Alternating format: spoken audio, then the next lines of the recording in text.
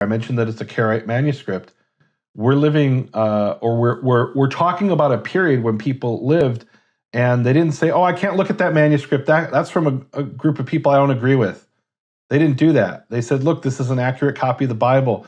Doesn't matter if you're a rabbinical Jew, if you're a Karaite Jew." There were these families of Masoretes, and these people were highly trained, and they were very professional, and they reproduced what was given to them with a high degree of precision and accuracy. And their affiliation wasn't something that that people were concerned with. I wouldn't say they weren't concerned at all, but the fact is, you have manuscripts that were written by Karaites and proofread by Karaites and corrected by them, and other ones that were done by rabbinical Jews, and both communities accepted these manuscripts because it was considered the common heritage of the Jewish people.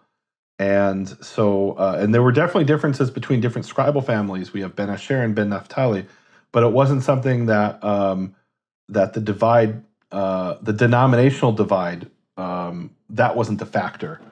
You know, as far as the reliability of the manuscripts in this early period. Thank you, Nehemia. I think that's an extremely important point that needs to be made. Yeah.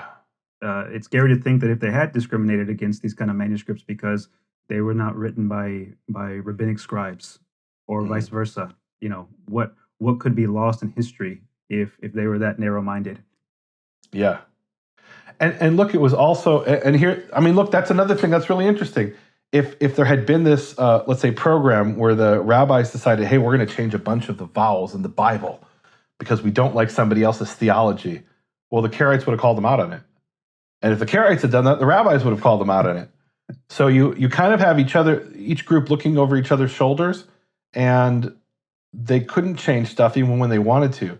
And there are many instances where the rabbis wanted to, and they change it for purposes of interpretation. They say, we're going to read this word as if it said something else.